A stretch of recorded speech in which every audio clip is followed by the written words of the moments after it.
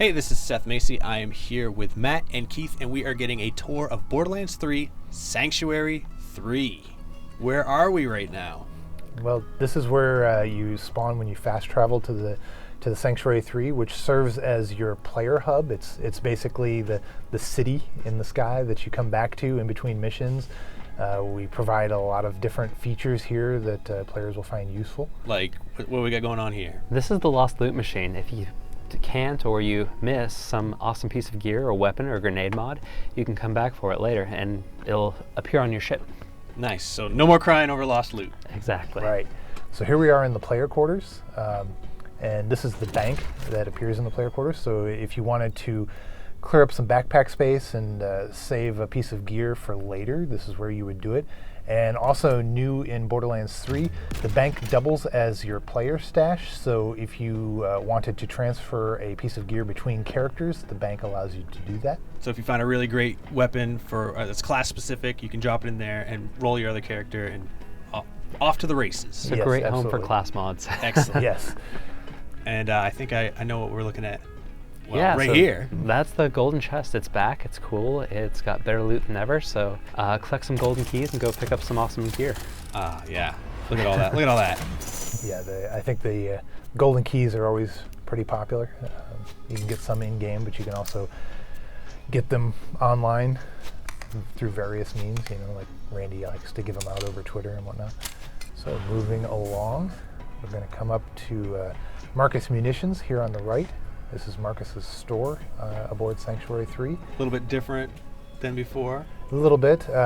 In this game, Marcus actually sells the storage deck upgrades, which increase your ammo capacity, your backpack slots, your bank slots, and all that sort of thing.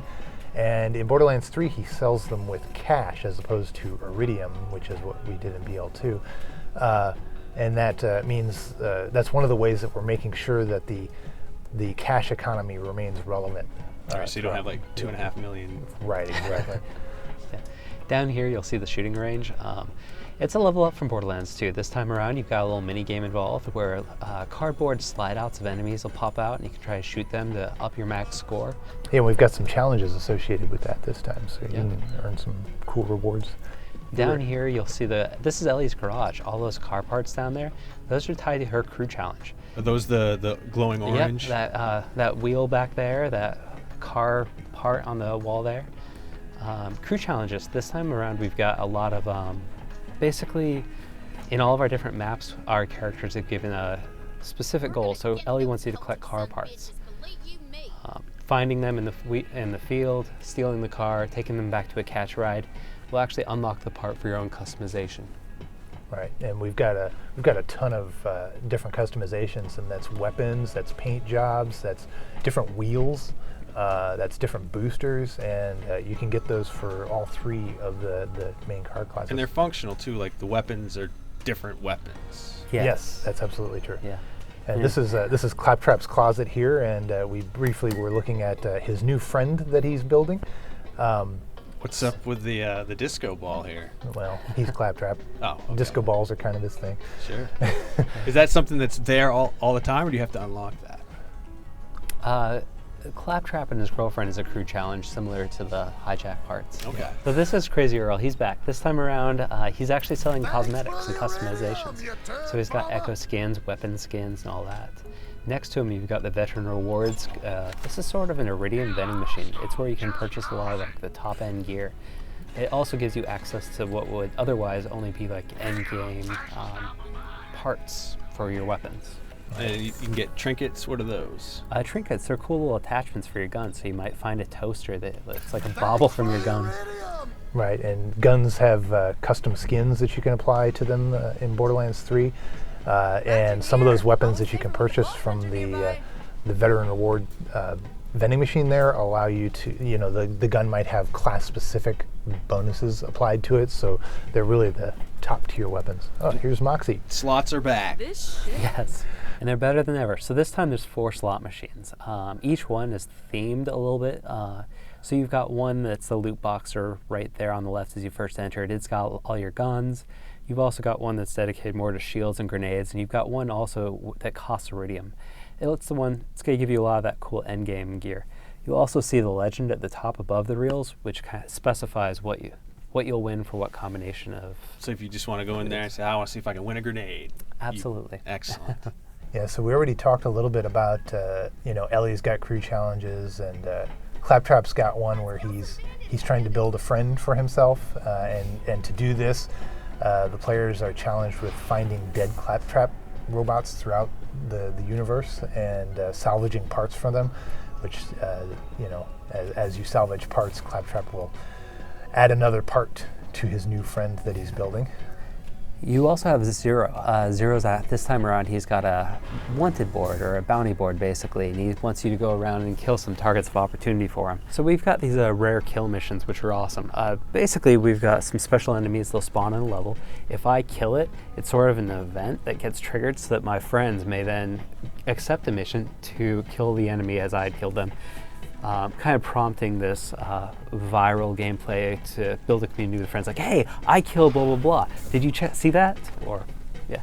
Likewise, Hammerlock's got big hunts, big game hunts, where you go and find these rare, challenging creatures and are they like kill them. Raid boss style, or are they more more like badass level. Okay. Yeah. So big badasses with names. Yeah. Right. I think up the stairs here we'll find Hammerlock's special room aboard Sanctuary. We've got lots of little Easter eggs and jokes hidden throughout the ship, like heatant. And coolant. Yes, my favorite. Heatant and coolant. I very much appreciated that gag. It's wonderful. So what do we got going on in here, Matt? So that's an example of where one of those heads will be. As you find the enemies out in the world, like these giant monsters and whatnot, killing them with Hammerlock's help, of course, he'll then mount these heads, and so you can see your progress as you explore the worlds. Yeah, that's one of the things we're trying to do with the crew challenges is basically as you progress through the game, Sanctuary 3 grows and changes, right? It reflects the things that you've accomplished throughout the game.